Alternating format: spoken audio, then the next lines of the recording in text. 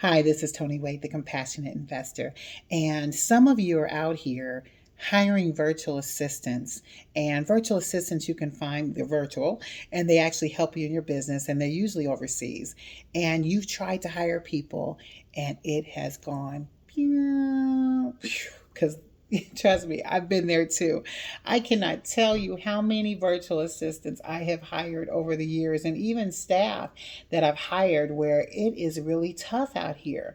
But I want to give you some pointers that you can do that's going to help you identify some virtual assistants, that good virtual assistants that can respond to detail and work in your business. And I hope you'll be able to implement them in your business so that you can grow to the next level.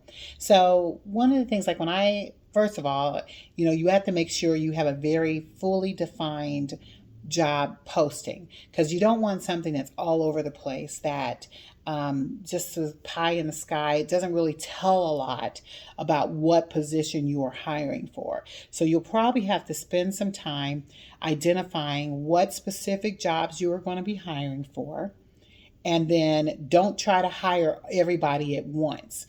That will be a disaster, because you really have to get into some momentum where you just hire one solid one first and then you start building from there.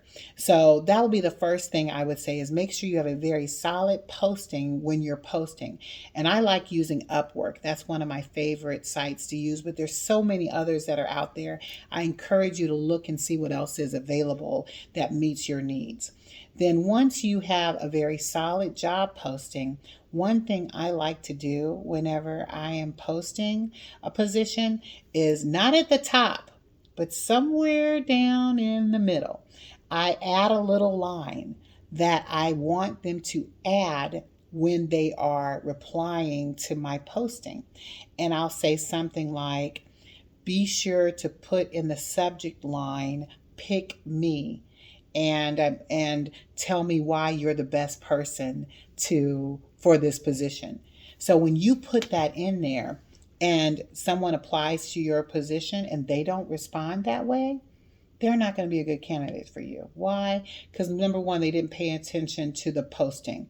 And many times they're just in the, try to find somebody else to work with. They don't really pay attention to what exactly it is that you're looking for. So somebody that pays attention to details like that, that's the type of person you're going to want to hire. So when I see that, and let's say that you put a posting out there today and you have 100 people to choose from, I literally eliminate everybody who did not put that in the subject line, because the rest of them didn't know how to follow instruction. And I pay attention to the ones who do know how to follow instruction. Now, I will say I don't completely discard everybody, because, I might give you a little pass, because I have found good people even after finding someone who didn't put that in there. But I only go to it if I can't find anybody that responded, pick me, and do it how I need to do it. So it is a process.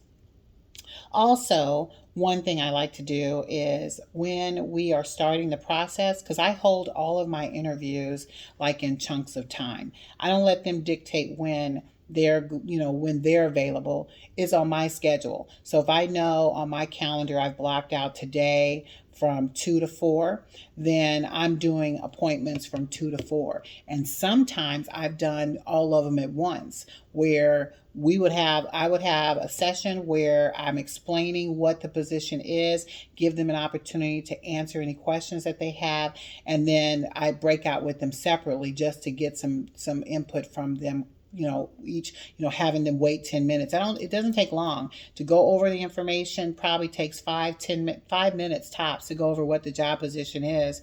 And then you meet with them individually in a breakout session. I've killed 3 interviews in less than 35 minutes. So it's really pretty quick. I would definitely encourage you to do that. And another thing that I do as I do this process is sometimes I'll give them a test.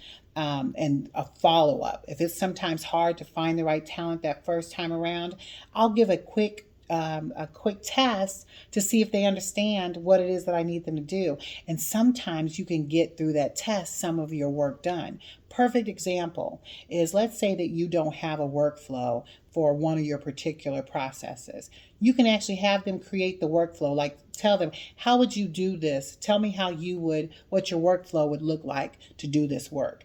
And they can create that and get that back to you. See, watching people like that, you can see how you can perform and get them in position to where they can perform for you. And those are just a few tips. There's so many others that I can give that I've learned, and I'll probably do a part 2 to this, just so that you can see some of the things that you can do for virtual assistants to find the right ones to be able to help you take your business to the next level. So go out there and transform your life so that you can transform the world. And be sure to subscribe and hit the notification so that I can be able to send a video to you once I send one out. So you go out there and have an amazing day.